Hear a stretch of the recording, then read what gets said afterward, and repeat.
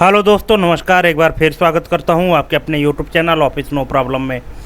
दोस्तों, महिला पर्यवेक्षक परीक्षा जो 5 अप्रैल 2025 को होने वाली है, उसके लिए हमने टॉप 155 संभावित प्रश्न लेकर आए हैं। टोटल 155 टॉप क्वेश्चन लेके आए हैं जो संभावित क्वेश्चन हैं।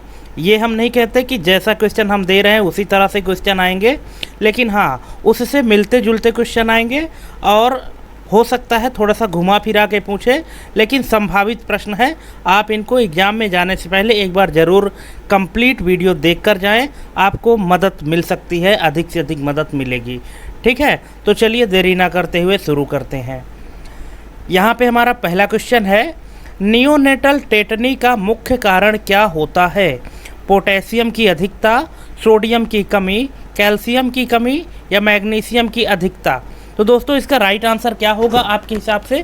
अगर आप पहले क्वेश्चन का आंसर देना चाहते हैं तो प्लीज़ कमेंट करिएगा, और अगर आप चैनल में पहली बार आए हैं तो चैनल भी सब्सक्राइब करके रखें, बेल आइकन प्रेस करके रखें, क्योंकि जैसा कि मैंने अपने हर वीडियो में बताया है कि मैं डे बाय डे अलग अलग वीडियो और अलग अलग डे के लिए लेकर आऊँगा।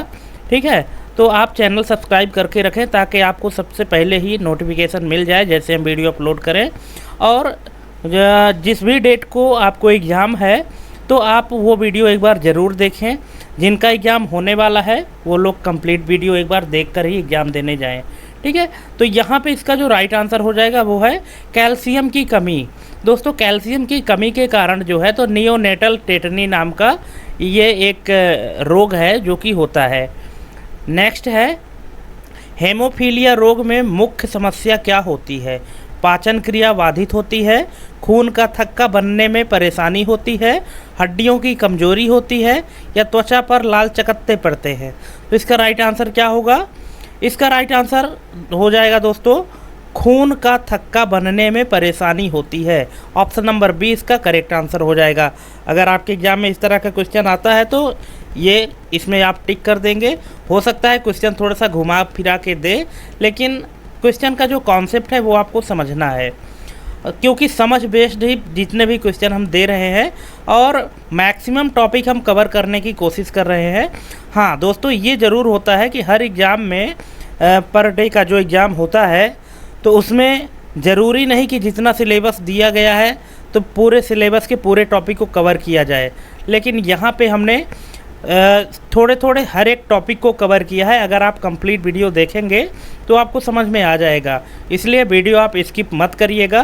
टोटल एक 155 क्वेश्चन है, उनको आप कंप्लीट देखिए और लास्ट में कमेंट करके बताइएगा कि कितने आपके सही हुए और कितने गलत हुए हैं। नेक्स्ट है, कावासाकी रोग मुख्य रूप से किस अंग को प्रभावित करता है?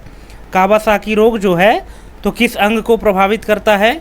यकृत, मस्तिष्क, हृदय या फेफड़ा? तो इसका राइट आंसर क्या होगा? इसका राइट आंसर हो जाएगा हृदय। जो कावासाकी रोग है वो हृदय को प्रभावित करता है मुख्य रूप से। नेक्स्ट क्वेश्चन है, बच्चों में हाइपोथायराइडिज्म का मुख्य कारण क्या है? विटामिन डी की कमी, आयोडीन की कमी, फोलिक एसिड की अधिकता या प्रोटीन की अधिकता? दोस्तों, इसका आंसर तो आप सबको पता होगा, मुझे पता है जितने भी दर्शक देख रहे हैं, क्योंकि देखिए मैं आपको सजेस्ट करना चाहूँगा कि आप सिर्फ और सिर्फ किसी एक वीडियो पर या किसी एक के कंटेंट पर डिपेंड मत रहिएगा। आपको सभी का कंटेंट देखना है, क्योंकि कुछ लोग दूसरी टॉपिक कवर करते हैं, कुछ दूसरी करते हैं।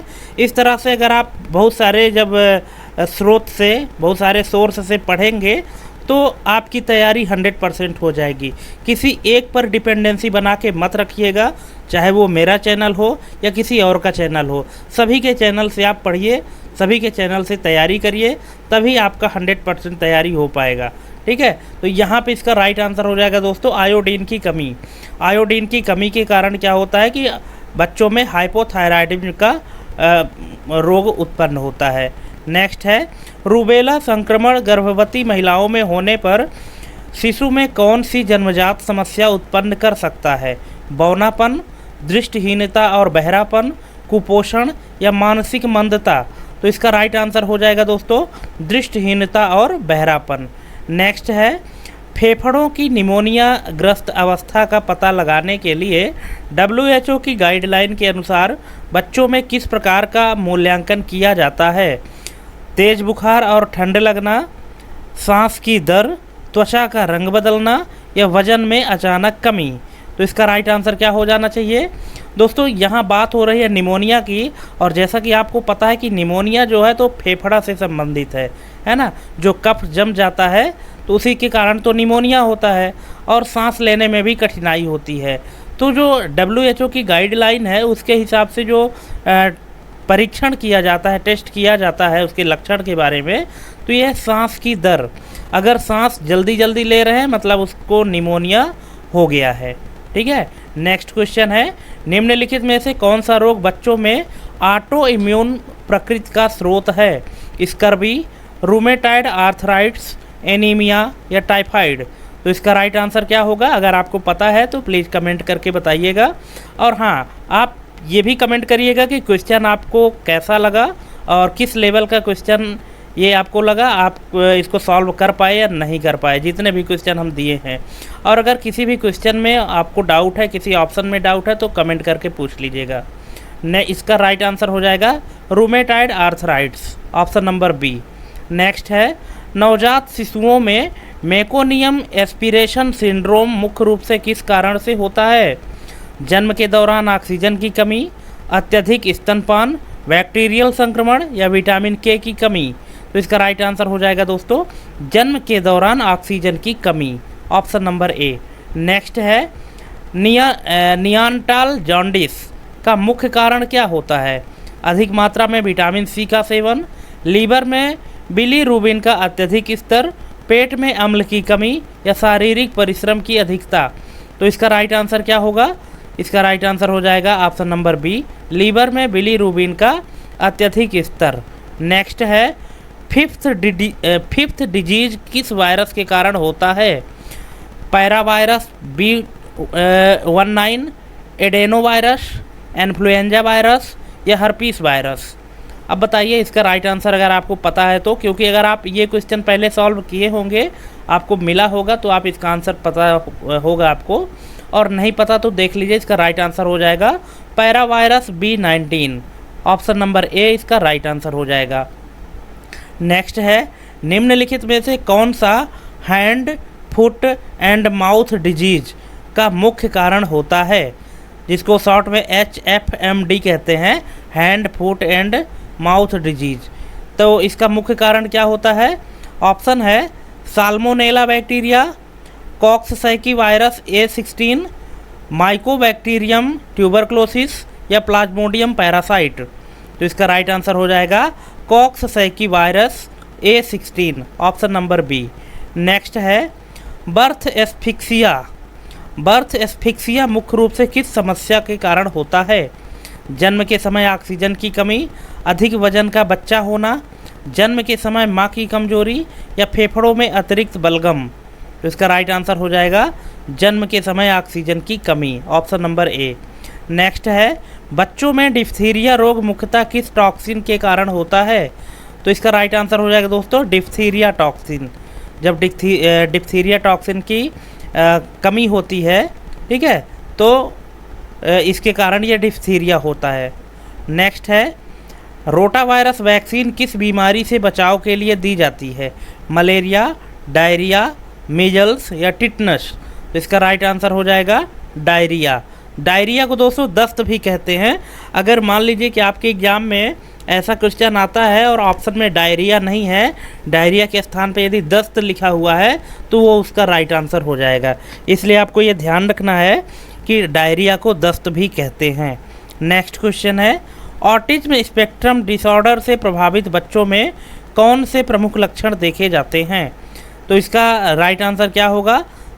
ऑप्शन दिया है सामान्य संज्ञानात्मक विकास, सामाजिक संपर्क में कठिनाई और दोहराव वाले व्यवहार, तेजी से बढ़ता शारीरिक विकास या असामान्य हृदय गति।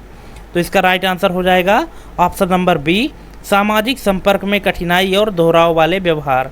नेक्स्ट है, बच्चों में सडन इन्फेक्ट डेथ सिंड्रोम से बचाव के लिए कौन सा तरीका अपनाया जाता है? बच्चों को पेट के बल सुलाना, बच्चों को पीठ के बल सुलाना, बच्चे को हमेशा झूले में सुलाना, या गाढ़े कपड़ों में लपेट कर सुलाना। तो इसका राइट आंसर क्या होगा? इसका राइट आंसर है बच्चे को पीठ के बल सुलाना। जो सडन इन्फेक्ट डेथ सिंड्रोम है, तो इससे बचाव का जो सबसे अच्छा तरीका माना गया है वो है बच्चे को पीठ के बल सुलाना। नेक्स्ट है, निम्नलिखित में से कौन सा पोषण संबंधी विकार प्रोटीन की गंभीर कमी के कारण होता है? तो प्रोटीन की गंभीर कमी के कारण क्या होता है? बिल्कुल क्वाशियोरकर होता है, ऑप्शन नंबर बी। नेक्स्ट है, सीलिएक डिजीज से पीड़ित बच्चों को कौन सा आहार प्रतिबंधित किया जाता है?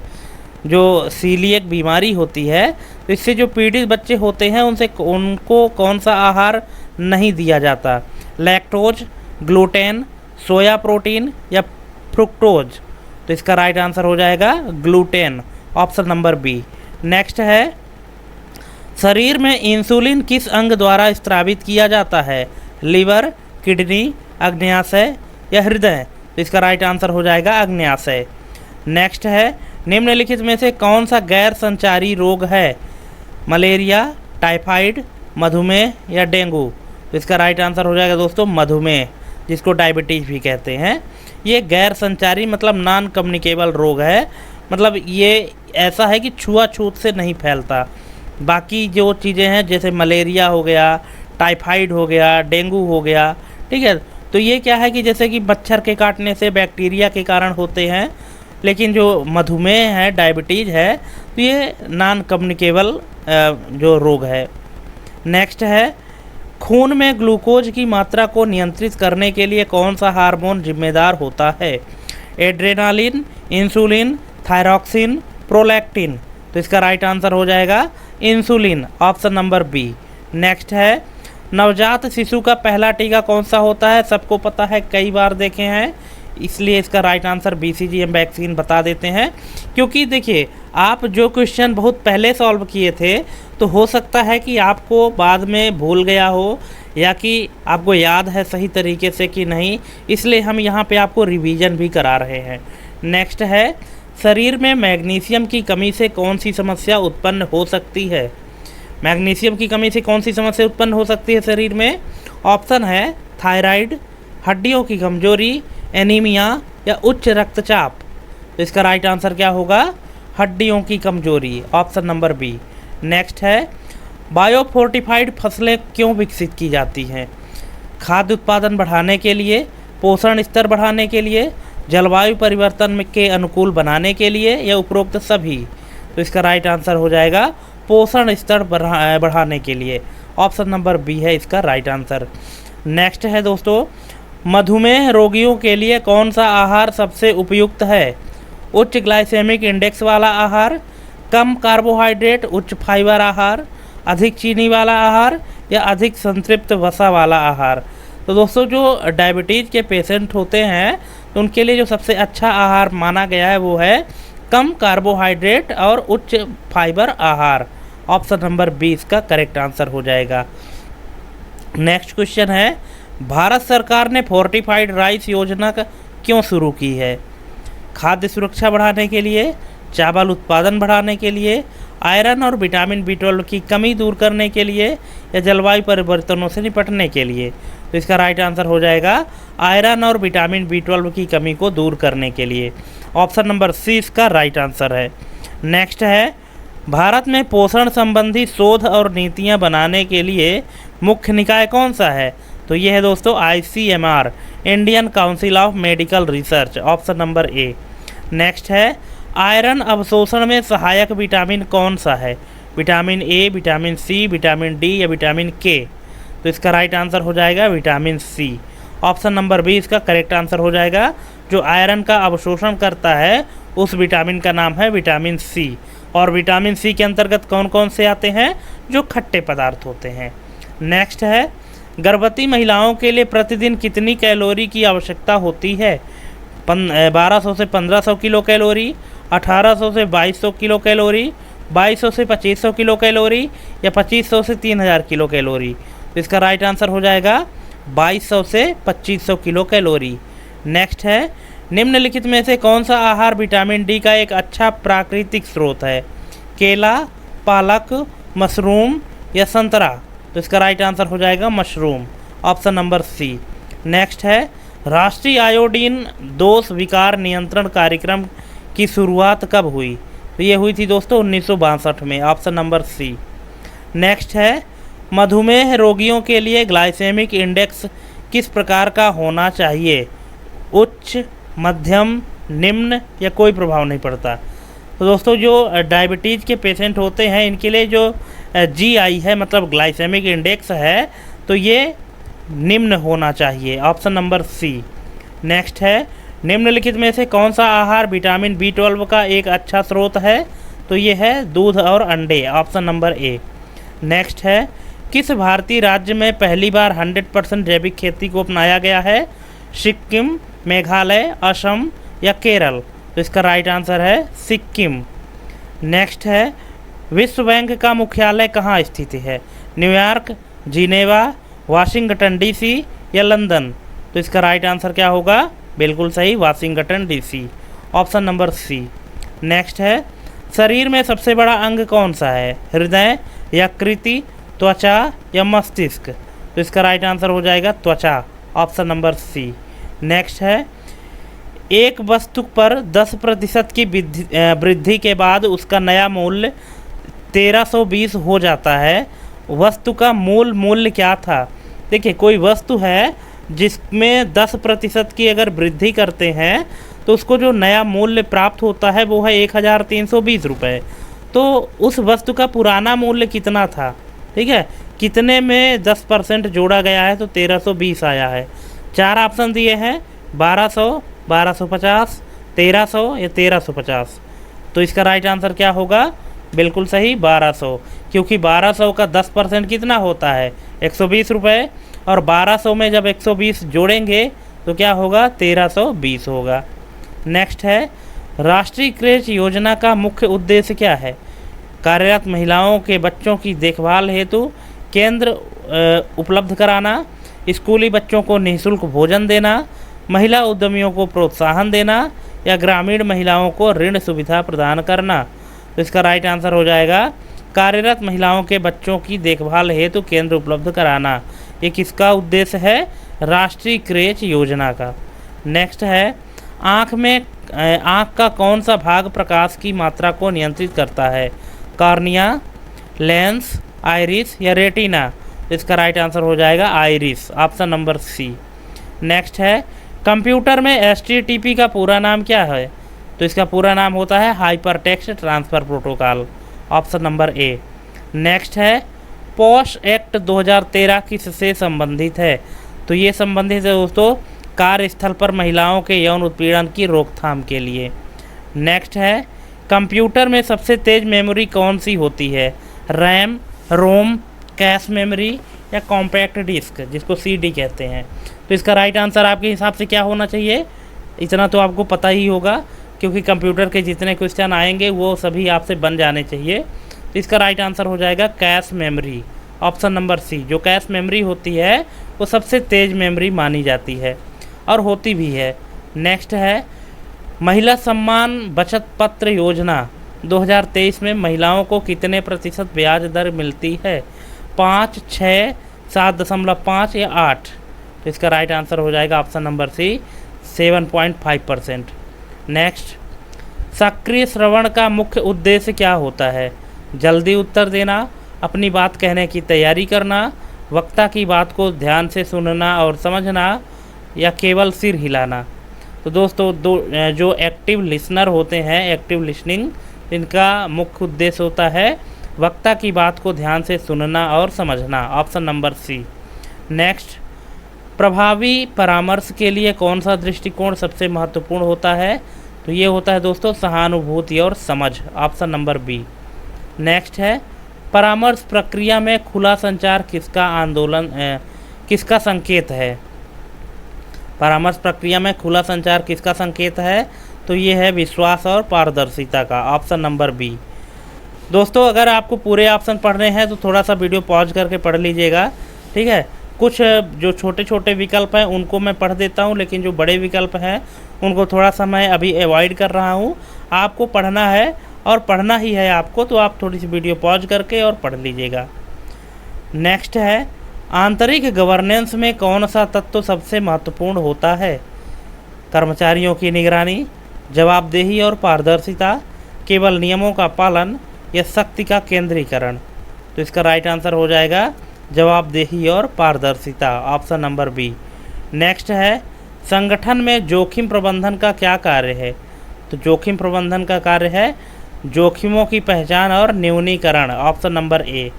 नेक्स्ट, गोपनीयता नीति। गोपनीयता नीति क्यों आवश्यक होती है? तो ये होती है दोस्तों संवेदनशील जानकारी की सुरक्षा के लिए। जो कॉन्फिडेंशियल चीज़ें हैं उनकी सुरक्षा के लिए आवश्यक होता है। नेक्स्ट है, सामुदायिक मोबिलाइजेशन का सबसे प्रभावी तरीका कौन सा है? तो ये है जनसंपर्क और व्यक्तिगत बातचीत, ऑप्शन नंबर बी। नेक्स्ट, सामुदायिक संगठन में क्षमता निर्माण क्यों आवश्यक है? तो ये है दोस्तों समुदाय को आत्मनिर्भर बनाने के लिए, ऑप्शन नंबर बी। नेक्स्ट, कौन सा कारक सामुदायिक संगठन को सबसे अधिक प्रभावित करता है? सामाजिक और सांस्कृतिक कारक, केवल आर्थिक संसाधन, केवल सरकारी नीति या केवल व्यक्तिगत नेतृत्व? तो इसका राइट आंसर हो जाएगा सामाजिक और सांस्कृतिक कारक, ऑप्शन नंबर ए इसका करेक्ट आंसर हो जाएगा। नेक्स्ट है, शिशु की प्रारंभिक शिक्षा में संवेदी अनुभव किस प्रकार महत्वपूर्ण होता है? तो ये होता है दोस्तों ऑप्शन नंबर सी, यह सोचने और समझने की क्षमता को बढ़ाता है, ऑप्शन नंबर सी। नेक्स्ट है, प्रारंभिक शिक्षा के लिए मोंटेसरी पद्धति किस पर केंद्रित है? तो ये है गतिविधि आधारित सीखना, ऑप्शन नंबर बी। नेक्स्ट है, अटैचमेंट थ्योरी के अनुसार माँ और बच्चे के बीच मजबूत संबंध किस आयु तक विकसित हो जाता है? 3 माह, 6 माह, 1 वर्ष या 2 वर्ष? तो इसका राइट आंसर हो जाएगा 2 वर्ष, ऑप्शन नंबर डी। नेक्स्ट है, बोलने और भाषा विकास में देरी का प्रमुख कारण क्या हो सकता है? तो इसका राइट आंसर होगा माता पिता से संवाद की कमी, option number B. Option number B इसका राइट आंसर है दोस्तों। नेक्स्ट है, ये NEP 2020 के अनुसार प्रारंभिक बाल्यावस्था शिक्षा कितने वर्षों की होगी? तो ये होगी 5 वर्ष, ऑप्शन नंबर सी। नेक्स्ट है, रिसेप्टिव लैंग्वेज का क्या अर्थ है? तो इसका अर्थ है शब्दों को समझने की क्षमता, ऑप्शन नंबर बी। नेक्स्ट है, बाल विवाह में नेचर वर्सेस नर्चर बहस किससे संबंधित है? तो ये संबंधित है केवल सामाजिक प्रभावों का प्रभाव, केवल सामाजिक कारकों का प्रभाव, सॉरी। नेक्स्ट है, प्री स्कूल एजुकेशन का आधार किस मनोवैज्ञानिक सिद्धांत पर रखा गया है? तो ये रखा गया है जीन पियाजे का संज्ञानात्मक विकास सिद्धांत, ऑप्शन नंबर बी। नेक्स्ट है, एक स्वस्थ व्यक्ति को WHO के अनुसार प्रतिदिन कितने ग्राम आहार फाइबर का सेवन करना चाहिए? तो इसका राइट आंसर हो जाएगा 20 से 30 ग्राम, ऑप्शन नंबर बी। नेक्स्ट है, माई प्लेट गाइडलाइन किस देश की सरकार द्वारा संतुलित आहार को सपोर्ट करने के लिए जारी की गई थी? तो ये जारी की गई थी संयुक्त राज्य अमेरिका द्वारा, ऑप्शन नंबर बी। नेक्स्ट है, शरीर में कैल्शियम के उपयोग को बढ़ाने के लिए कौन सा विटामिन सहायक होता है? Vitamin A, vitamin D, vitamin E और विटामिन B12? इसका राइट आंसर होगा option number B, vitamin D. Next है, निम्नलिखित में से कौन सा वसा का अस्वास्थ्यकर प्रकार माना जाता है? Mono unsaturated fat, poly unsaturated fat, दृष्टि फैट या ओमेगा 3 फैटी एसिड? इसका राइट आंसर हो जाएगा trans fat, option number C. Next है, एक संतुलित आहार में संतृप्त वसा का सेवन कुल कैलोरी का कितना प्रतिशत होना चाहिए? इसका राइट आंसर दोस्तों आप लोग कमेंट करके बताइएगा कि क्या होगा, अगर आपको पता है तो, और नहीं पता है तो देख लीजिए। इसका राइट आंसर हो जाएगा 10% से कम, ऑप्शन नंबर बी। नेक्स्ट है 1 ग्राम कार्बोहाइड्रेट के ऑक्सीकरण में कितनी कैलोरी ऊर्जा उत्पन्न होती है? तो ये होती है 4 kilo calorie, option number B. Next है किस प्रकार का प्रोटीन संपूर्ण प्रोटीन माना जाता है? तो इसका माना जाता है ऑप्शन नंबर बी और सी दोनों सही हैं। बी में क्या है? सोयाबीन में पाया जाने वाला प्रोटीन, और सी में क्या है? अंडे में पाया जाने वाला प्रोटीन। ये दोनों जो है तो संपूर्ण प्रोटीन माने जाते हैं, इसीलिए ऑप्शन नंबर डी में है बी और सी दोनों। नेक्स्ट है किस भोजन में प्राकृतिक रूप से आयोडीन अधिक पाया जाता है? हरी सब्जियां, समुद्री मछली, दूध या मूंगफली? तो इसका राइट आंसर हो जाएगा समुद्री मछली, option number B. Next question है कौन सा भोजन जिंक का अच्छा स्रोत माना जाता है? गाजर, सीप, आलू या दही? तो इसका राइट आंसर हो जाएगा sheep, option number B. Next है ओरल रिहाइड्रेशन सॉल्यूशन का मुख्य कार्य क्या है? इसका मुख्य कार्य है शरीर में जल और लवण की पूर्ति करना, option number B. Next question है उल्टी को नियंत्रित करने के लिए कौन सी दवा प्रयोग की जाती है? पैरासीटामोल, डोमपेरिडोन, एंटीबायोटिक्स या इंसुलिन? तो इसका राइट आंसर हो जाएगा domperidone, option number B. Next शिशु की नाल संक्रमण से बचाव के लिए कौन सा उपयोग किया जाता है? किसका उपयोग किया जाता है? तो यहाँ पे किया जाता है chlorhexidine, option number C. Chlorhexidine इसका करेक्ट आंसर हो जाएगा। नेक्स्ट है खसरे के टीके का नाम क्या है? तो ये है MMR, ऑप्शन नंबर बी इसका करेक्ट आंसर हो जाएगा। नेक्स्ट गलघोटू से बचाव के लिए कौन सा टीका दिया जाता है? जो गलघोटू होता है, ठीक है, तो इससे बचाव के लिए कौन सा टीका दिया जाता है? ये दिया जाता है ऑप्शन नंबर सी, DPT इसका राइट आंसर हो जाएगा। नेक्स्ट है तपेदिक की पुष्टि के लिए कौन सा टेस्ट किया जाता है? जो टीबी है तो टीबी की पुष्टि के लिए सही जानकारी प्राप्त करने के लिए कौन सा टेस्ट होता है? एलिसा, मॉन्टॉक्स टेस्ट या वाइडल टेस्ट या PCR? इसका राइट आंसर हो जाएगा मॉन्टॉक्स टेस्ट है, ऑप्शन नंबर बी। नेक्स्ट पाचन तंत्र में प्रोटीन के पाचन में कौन सा एंजाइम मुख्य भूमिका निभाता है? अमाइलेज, पेप्सिन, लाइपेज या ट्रिप्सिन? तो इसका राइट आंसर हो जाएगा pepsin, option number B. Next है लीवर किस पदार्थ का उत्पादन करता है? लीवर जो है तो किस प्रकार के पदार्थ का उत्पादन करता है जो वसा के पाचन में सहायता करता है? तो इसका राइट आंसर क्या होना चाहिए आपके हिसाब से? अगर पता है तो प्लीज़ आंसर कमेंट करिएगा, और नहीं पता तो देख लीजिए। इसका राइट आंसर हो जाएगा बाइले, जिसको पित्त कहते हैं। अब आपके एग्ज़ाम में हो सकता है कि या तो सिर्फ बाइले लिखा हो या पित्त लिखा हो, तो ये दोनों का मतलब एक ही होता है, इसलिए आपको कंफ्यूज नहीं होना है। नेक्स्ट है छोटी आंत में पाचन को नियंत्रित करने वाला हार्मोन कौन सा है? सेक्रेटिन, गास्ट्रिन, कैल्सिटोनिन या एड्रिनलिन? तो इसका राइट आंसर हो जाएगा secretin, option number A. Next है मेलाटोनिन हार्मोन का स्त्राव किस ग्रंथि द्वारा किया जाता है? जो मेलाटोनिन हार्मोन है तो इसका स्त्राव किस ग्रंथि द्वारा किया जाता है? पीनियल ग्रंथि, थायराइड ग्रंथि, पिट्यूटरी ग्रंथि या एड्रिनल ग्रंथि? तो इसका राइट आंसर हो जाएगा पीनियल ग्रंथि, ऑप्शन नंबर ए। नेक्स्ट है किस हार्मोन को गर्भावस्था हार्मोन कहा जाता है? एस्ट्रोजन, प्रोजेस्टेरोन, टेस्टोस्टेरोन या ऑक्सीटोसिन? तो इसका राइट आंसर हो जाएगा प्रोजेस्टेरोन। प्रोजेस्टेरोन को ये जो हार्मोन है तो गर्भावस्था हार्मोन भी कहा जाता है, ठीक है। अब आपसे क्वेश्चन में ये भी पूछा जा सकता है कि प्रोजेस्टेरोन को और क्या कहा जाता है? तो फिर उसका राइट आंसर हो जाएगा गर्भावस्था hormone, option number B. Next है, मनुष्य में निषेचन कहाँ होता है? गर्भाशय, फैलोपियन ट्यूब, अंडाशय या गर्भाशय ग्रीवा? तो इसका राइट आंसर हो जाएगा फैलोपियन ट्यूब। नेक्स्ट क्वेश्चन है, टेस्टोस्टेरोन हार्मोन कहाँ बनता है? एड्रीनल ग्रंथि, अंडकोश, पिट्यूटरी ग्रंथि या हाइपोथैलेमस? तो इसका राइट आंसर हो जाएगा अंडकोश।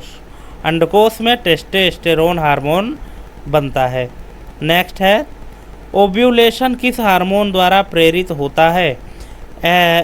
LH, FSH, टेस्टोस्टेरोन या ऑक्सीटोसिन? तो इसका राइट आंसर हो जाएगा ALH, luteinizing hormone, option number A. Next है, बाल विकास का कौन सा सिद्धांत यह मानता है कि बच्चे एक विशेष क्रम में विकास करते हैं? अधिगम सिद्धांत, परिपक्वता सिद्धांत, सामाजिक सांस्कृतिक सिद्धांत या व्यवहारवादी सिद्धांत? तो इसका राइट आंसर क्या होना चाहिए? अगर आपको पता है तो कमेंट करिएगा। इसका राइट आंसर हो जाएगा परिपक्वता सिद्धांत, ऑप्शन नंबर बी। नेक्स्ट है, स्किनर द्वारा विकसित अधिगम सिद्धांत कौन सा है? ऑपरेटेंट कंडीशनिंग, क्लासिकल कंडीशनिंग, सामाजिक अधिगम या संज्ञानात्मक अधिगम? तो इसका राइट आंसर हो जाएगा operant conditioning, option number A. Next है, चॉम्स्की के अनुसार बच्चों में भाषा अधिगम किस कारक पर निर्भर करता है? तो ये करता है दोस्तों भाषा अधिगम उपकरण, ऑप्शन नंबर बी। नेक्स्ट है, गार्डन ने बहुबुद्धि सिद्धांत में कितने प्रकार की हड्डियों का उल्लेख किया है? तो ये किया है 8 प्रकार टोटल, ठीक है। नेक्स्ट है, कौन सा विकार भाषा एवं संचार से संबंधित होता है? डिसलेक्सिया, ऑटिज्म, ADHD या डिस्ग्राफिया? तो इसका राइट आंसर हो जाएगा autism, option number B. Next है, कौन सा शिक्षण तरीका बच्चों के व्यावहारिक अधिगम पर आधारित है? लेक्चर विधि, परियोजना विधि, पुनर्बलन विधि या स्मरण विधि? तो इसका राइट आंसर हो जाएगा परियोजना विधि, ऑप्शन नंबर ए इसका करेक्ट आंसर हो जाएगा। अगर किसी भी क्वेश्चन में किसी भी ऑप्शन में डाउट है दोस्तों तो प्लीज़ कमेंट करके ज़रूर पूछ लीजिएगा। नेक्स्ट है, संप्रेषण की प्रक्रिया में कितने प्रमुख तत्व होते हैं? 3, 4, 5 या 7? तो इसका राइट आंसर हो जाएगा ऑप्शन नंबर डी 7। अब 7 कौन कौन से हैं यहाँ पे ये लिखा हुआ है, आप पढ़ सकते हैं। नेक्स्ट है, निम्नलिखित में से कौन सा संप्रेषण मौखिक संप्रेषण का एक उदाहरण नहीं है? टेलीफोन वार्तालाप, व्याख्यान, ईमेल, समूह चर्चा? तो इसका राइट आंसर हो जाएगा email, option number C. Next है, हैरोल्ड लासवेल के प्रमुख मॉडल में निम्नलिखित में से कौन सा तत्व शामिल नहीं है? कौन, क्या, किस माध्यम से या संप्रेषण की मनोदशा? तो इसका राइट आंसर हो जाएगा संप्रेषण की मनोदशा, ऑप्शन नंबर डी। नेक्स्ट है, निम्नलिखित में से कौन सा जनसंचार का माध्यम नहीं है? तो इसका जनसंचार का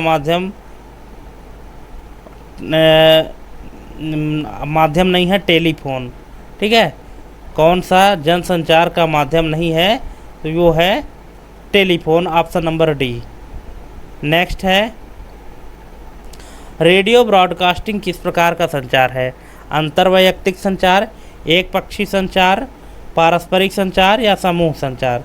तो इसका राइट आंसर हो जाएगा एक पक्षीय संचार, ऑप्शन नंबर बी। नेक्स्ट है, अफवाहें और ग्रेपवाइन संचार किस प्रकार के संचार का हिस्सा है? औपचारिक संचार, अनौपचारिक संचार, पारंपरिक संचार या डिजिटल संचार? इसका राइट आंसर हो जाएगा अनौपचारिक संचार, ऑप्शन नंबर बी। नेक्स्ट है, कारपोरेट संगठनों में लिखित रूप में किया जाने वाला आधिकारिक संचार क्या कहलाता है? ग्रेपवाइन संचार, व्यावसायिक संचार, औपचारिक संचार या जन संचार? तो इसका राइट आंसर हो जाएगा दोस्तों औपचारिक संचार, ऑप्शन नंबर सी। नेक्स्ट है शारीरिक, मानसिक, सामाजिक और भावनात्मक बुद्धि के समग्र परिवर्तन को क्या कहा जाता है या क्या कहते हैं? इसको कहते हैं विकास, ऑप्शन नंबर सी। नेक्स्ट है पियाजे के संज्ञानात्मक विकास सिद्धांत के अनुसार बच्चा संवेदी मोटर अवस्था में किस प्रकार सीखता है? तो ये सीखता है दोस्तों शारीरिक गतिविधियों के माध्यम से, ऑप्शन नंबर बी। नेक्स्ट है संज्ञानात्मक विकास से क्या तात्पर्य है? संज्ञानात्मक विकास से तात्पर्य क्या है? बौद्धिक क्षमताओं का विकास, सामाजिक कौशल का विकास, भावनात्मक परिपक्वता, केवल भाषा सीखना। तो इसका राइट आंसर हो जाएगा बौद्धिक क्षमताओं का विकास, ऑप्शन नंबर ए। नेक्स्ट है पहली पीढ़ी के कंप्यूटरों में किस तकनीक का उपयोग किया जाता था? Transistor, vacuum tube, micro processor और आईसी। तो इसका राइट आंसर हो जाएगा vacuum tube, option number B. Next है सीपीयू का मुख्य भाग कौन सा नहीं है? एएलयू मतलब arithmetic and logic unit, control unit, memory unit या ऑपरेटिंग सिस्टम। तो इसका राइट आंसर हो जाएगा option number D, operating system. Operating system दोस्तों एक्चुअली ये सिस्टम सॉफ्टवेयर होता है ना, और यहाँ पे सीपीयू का मुख्य भाग पूछा गया है। तो जो सीपीयू का मुख्य भाग है वो 3 है, एएलयू, कंट्रोल और सीयू और एमयू। ठीक है, मतलब arithmetic and logic unit, control unit और मेमोरी कट। इस तरह से इसका राइट आंसर ए हो जाएगा। नेक्स्ट है एमएस वर्ड किस प्रकार का सॉफ्टवेयर है? System software, application software, utility software या नेटवर्क सॉफ्टवेयर। तो इसका राइट आंसर हो जाएगा application software, option number B. Next है गर्भावस्था के दौरान महिलाओं को किस प्रकार के व्यायाम करने की सलाह दी जाती है? तो ये दी जाती है हल्की एरोबिक्स और योग, ऑप्शन नंबर बी। नेक्स्ट है ये क्वेश्चन है गर्भवती महिलाओं को किस पोषक तत्व की सबसे अधिक आवश्यकता होती है? Vitamin K, zinc, folic acid या आयोडीन। तो इसका राइट आंसर हो जाएगा folic acid, option number C. Next है गर्भावस्था में किन महिलाओं को उच्च जोखिम गर्भावस्था की श्रेणी में रखा जाता है? तो इसका राइट आंसर हो जाएगा उपरोक्त सभी। जितने भी यहाँ पे ऑप्शन हैं, जिनकी उम्र 35 वर्ष से अधिक हो, जिन्हें मधुमेह या उच्च रक्तचाप हो, जिनका पिछला प्रसव जटिल रहा हो या उपरोक्त सभी। तो इसका राइट आंसर हो जाएगा उपरोक्त सभी। गर्भावस्था के दौरान लाइनिया निग्रा क्या होता है? तो ये होता है दोस्तों पेट पर पड़ने वाली गहरी काली रेखा। नेक्स्ट है गर्भावस्था के दौरान आयोडीन की कमी से भ्रूण में कौन सा विकार हो सकता है? तो ये हो सकता है मानसिक मंदता, ऑप्शन नंबर ए। नेक्स्ट है गर्भावस्था के दौरान अतिरिक्त वजन बढ़ने का मुख्य कारण क्या है? तो मुख्य कारण है भ्रूण, एमनियोटिक फ्लूइड और प्लेसेंटा का वजन बढ़ना, ऑप्शन नंबर बी। नेक्स्ट है गर्भवती महिलाओं में पाचन समस्याएं क्यों होती है? तो ये होती है गर्भावस्था के दौरान हार्मोनल बदलाव के कारण, ऑप्शन नंबर ए। नेक्स्ट है गर्भवती महिला को कौन सा योगासन करने की सलाह दी जाती है? शीर्षासन, वृक्षासन, भुजंगासन या ताड़ासन। इसका राइट आंसर हो जाएगा ऑप्शन नंबर डी, ताड़ासन। नेक्स्ट है टीकाकरण का मुख्य उद्देश्य क्या होता है? दोस्तों आप देख रहे हैं कि हमने क्वेश्चन किस किस टॉपिक से उठाए हैं और किस लेवल के क्वेश्चन उठाए हैं, इसीलिए हम आपको कहते हैं बार बार कि वीडियो कंप्लीट देखिएगा, बिना स्किप किए देखिएगा, तो आपको बहुत सारे टॉपिक यहाँ पे कवर होने वाले हैं। तो यहाँ पे क्वेश्चन है कि टीकाकरण का मुख्य उद्देश्य क्या होता है? शरीर की ऊर्जा बढ़ाना, संक्रमण और बीमारियों से सुरक्षा प्रदान करना, रक्त संचार को नियंत्रित करना या पाचन क्रिया को सुधारना। तो इसका राइट आंसर हो जाएगा संक्रमण और बीमारियों से सुरक्षा प्रदान करना। नेक्स्ट है बीसीजी टीका मुख्य रूप से किस बीमारी की रोकथाम के लिए दिया जाता है? तो ये दिया जाता है दोस्तों तपेदिक, टीबी के लिए, ऑप्शन नंबर सी। नेक्स्ट है ओपीवी, ओरल पोलियो वैक्सीन किस प्रकार की वैक्सीन है? तो ये है जीवित छींड़, ऑप्शन नंबर बी। ये निष्क्रिय नहीं है, रिकॉम्बिनेंट नहीं है, सिंथेटिक नहीं है, तो फिर क्या है? ये है जीवित छींड़, ऑप्शन नंबर बी। नेक्स्ट है रोटा वायरस वैक्सीन किस संक्रमण से बचाने के लिए दी जाती है? तो ये दी जाती है दोस्तों diarrhoea, option number A. Next है पल्स पोलियो अभियान किस वर्ष शुरू किया गया था? तो ये शुरू किया गया था 1995 में, ऑप्शन नंबर बी इसका राइट आंसर हो जाएगा। नेक्स्ट है ह्यूमन पैपिलोमा वायरस वैक्सीन किस बीमारी से बचाव करती है? तो ये करती है गर्भाशय ग्रीवा का cancer, option number A. Next है इंजेक्टेबल पोलियो वैक्सीन किस प्रकार की वैक्सीन है? तो ये है निष्क्रिय, इनएक्टिव, ऑप्शन नंबर ए इसका राइट आंसर हो जाएगा। नेक्स्ट क्वेश्चन है बच्चों को दिए जाने वाले पेंटावेलेंट वैक्सीन में कितने रोगों से बचाव होता है? तो ये दोस्तों होता है 5, ऑप्शन नंबर बी। नेक्स्ट है एनआरएचएम के तहत आशा कार्यकर्ता की भूमिका क्या है? इसकी मुख्य भूमिका है ग्रामीण समुदायों में स्वास्थ्य सेवाओं से जोड़ने का कार्य, option number B. Next NRHM के तहत किस स्तर की स्वास्थ्य सेवाओं को मजबूत करने के लिए सब सेंटर बनाए गए?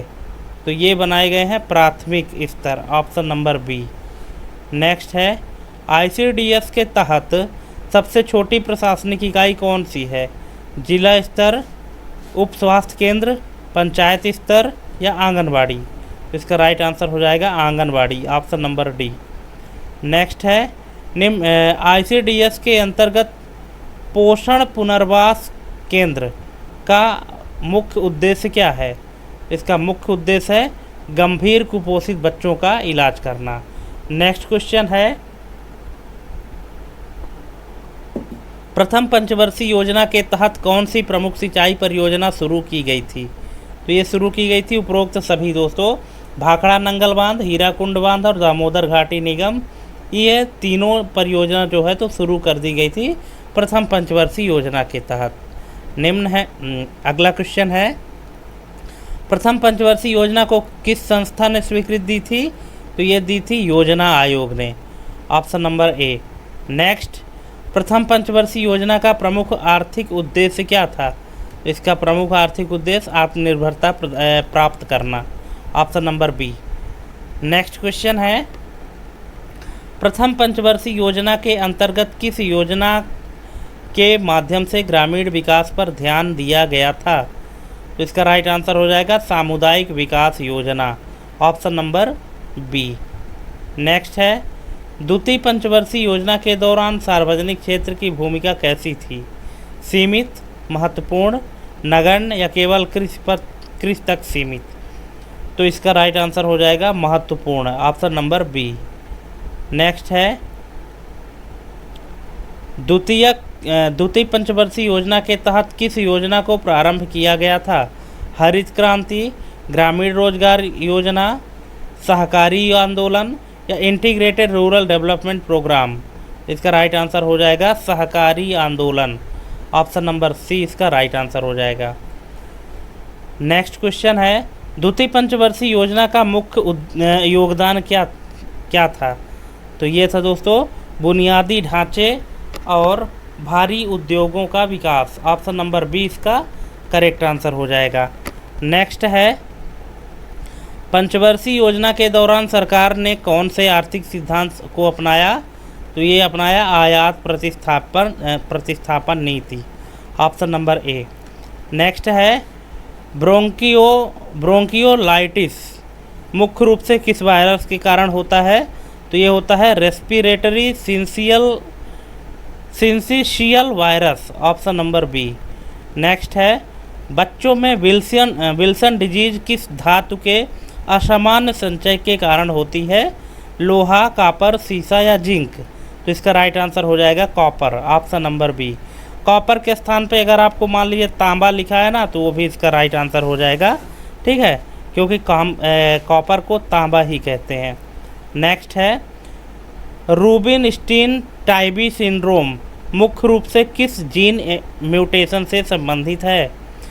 TP53, CREBBP BRCA1 FGFR3। तो इसका राइट आंसर हो जाएगा CREBBP, option number B. Next है न्यूरोफिब्रोमेटोसिस। न्यूरोफिब्रोमेटोसिस में सबसे प्रमुख लक्षण क्या होता है? तो इसका सबसे प्रमुख लक्षण होता है त्वचा पर कैफे ओले spot, option number A. Next है बच्चों में क्रूप रोग मुख्य रूप से किस वायरस के कारण होता है? तो ये होता है para influenza virus, option number A. Next है रेट सिंड्रोम मुख्य रूप से किस लिंग को प्रभावित करता है? पुरुष, महिला, समान रूप से दोनों को, या नवजात शिशु को? तो इसका राइट आंसर हो जाएगा महिला। नेक्स्ट है बाल विकास की आधुनिक अवधारणा किस मनोवैज्ञानिक के सिद्धांत पर आधारित है? जीन पियाजे, सिगमंड फ्रायड, इवान पावलोव, या BF स्किनर? तो इसका राइट आंसर हो जाएगा जीन पियाजे। नेक्स्ट है बच्चों के संज्ञानात्मक विकास के 4 चरणों का प्रतिपादन किसने किया है? वही किए हैं जीन पियाजे ने, ऑप्शन नंबर सी। नेक्स्ट है बाल विकास में मॉडलिंग किस सिद्धांत से जुड़ा हुआ है? तो ये जुड़ा है दोस्तों सामाजिक अधिगम सिद्धांत, ऑप्शन नंबर ए। नेक्स्ट है स्वतंत्र खोज और अनुभव के माध्यम से बाल अधिगम की अवधारणा किसने दी? ब्रूनर, पियाजे, वाइगोत्स्की, या स्किनर? तो इसका राइट आंसर हो जाएगा Bruner, option number A. Next है संज्ञानात्मक असंतुलन का सिद्धांत किसने दिया? तो ये दिया है जीन पियाजे ने, ऑप्शन नंबर बी। नेक्स्ट है बाल विकास में संवेगात्मक बुद्धिमत्ता की अवधारणा किसने प्रस्तुत की? तो ये है Daniel Goleman, option number A. Next है अनुक्रिया और प्रबलन, प्रबलन जिसको रिस्पॉन्स एंड रीइंफोर्समेंट कहा जाता है, का सिद्धांत किससे संबंधित है? तो ये सिद्धांत संबंधित है व्यवहारवाद से, ऑप्शन नंबर बी।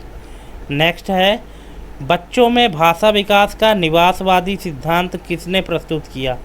तो ये किए हैं Noam Chomsky, option number B. Next है डीएनए की द्विग हीलिक्स संरचना की खोज किसने की थी? वाटसन और क्रिक, मेंडल, फ्रेडरिक मेशर, या ग्रिफिथ? तो इसका राइट आंसर हो जाएगा वाटसन और क्रिक, ऑप्शन नंबर ए। नेक्स्ट है डीएनए न्यूक्लियोटाइड से बना होता है। जो डीएनए है न्यूक्लियोटाइड से बना होता है, जिसमें कौन कौन से प्रमुख घटक होते हैं? तो इसके में जो घटक होते हैं 4 ऑप्शन दिए गए हैं, आप वीडियो पॉज करके पढ़ लीजिएगा। मैं यहाँ पे आपको करेक्ट आंसर बता देता हूँ। इसका करेक्ट आंसर हो जाएगा शर्करा, फॉस्फेट और नाइट्रोजन युक्त क्षारक, ऑप्शन नंबर ए। नेक्स्ट है आरएनए में थायमिन के स्थान पर कौन सा क्षारक होता है? साइटोसिन, ग्वानिन, यूरेसिल, या एडेनिन? तो इसका राइट आंसर हो जाएगा uracil, option number C. Next है डीएनए की 2 धारियां आपस में किस प्रकार जुड़ी होती हैं? Peptide bond, phosphodiester bond, hydrogen bond, या ग्लाइकोसिडिक बॉन्ड? तो इसका राइट आंसर हो जाएगा hydrogen bond, option number C. Next है ट्रांसक्रिप्शन की प्रक्रिया में क्या होता है? तो इसमें होता है डीएनए से आरएनए का निर्माण। जो ट्रांसक्रिप्शन होता है तो डीएनए से आरएनए का निर्माण होता है। नेक्स्ट है सेंट्रल डॉग्मा किस जैविक प्रक्रिया को परिभाषित करता है? तो ये करता है डीएनए, आरएनए और protein, option number B. Next है डीएनए में 5-3 दिशा का अर्थ क्या है? तो इसका अर्थ है यह न्यूक्लियोटाइड अनुक्रम की दिशा को दर्शाता है, ऑप्शन नंबर ए इसका करेक्ट आंसर हो जाएगा। नेक्स्ट है किस वैज्ञानिक ने ट्रांसफार्मिंग प्रिंसिपल की खोज की? फ्रेडरिक ग्रिफिथ, हर्शे और चेस, मेंडल, या क्रिक? तो इसका राइट आंसर हो जाएगा Frederick Griffith, option number A. Next है माइटोकॉन्ड्रियल डीएनए किससे प्राप्त होता है? केवल पिता से, केवल माता से, माता और पिता दोनों से, या भ्रूण द्वारा निर्मित होता है? इसका राइट आंसर हो जाएगा केवल माता से, ऑप्शन नंबर बी। नेक्स्ट है क्रिस्पर Cas9 तकनीक का उपयोग किसके लिए किया जाता है? जीन संपादन, प्रोटीन संश्लेषण, कोशिका विभाजन, या माइटोकॉन्ड्रियल अध्ययन? इसका राइट आंसर होगा जीन संपादन, ऑप्शन नंबर ए। नेक्स्ट है वन बंधु कल्याण योजना किस समुदाय के कल्याण के लिए चलाई जाती है? अनुसूचित जाति, अनुसूचित जनजाति, अन्य पिछड़ा वर्ग, या अल्पसंख्यक वर्ग? तो इसका राइट आंसर हो जाएगा अनुसूचित जनजाति। ठीक है, तो दोस्तों इस तरह से हमने आपको टोटल 155 क्वेश्चन कंप्लीट करा दिए हैं। आप हमको कमेंट करके बताइएगा कि क्या आपने लास्ट तक वीडियो देखा है, और लास्ट तक अगर आपने देखा है तो फिर आपके टोटल कितने सही हुए और कितने गलत हुए। ठीक है, तो दोस्तों थैंक्स फॉर वाचिंग हमारी ये कंप्लीट वीडियो देखने के लिए, और आप सभी को आगामी परीक्षा के लिए बहुत बहुत शुभकामनाएं। और इसी तरह से हमारे चैनल को सब्सक्राइब करके बेल आइकन प्रेस करके रखें, और ताकि आपको हर डेट के लिए सेपरेट वीडियो मिलती रहे। ठीक है, तो आज के लिए बस इतना ही, मिलते हैं अपने अगले वीडियो में। तब तक के लिए जय हिंद, वंदे मातरम।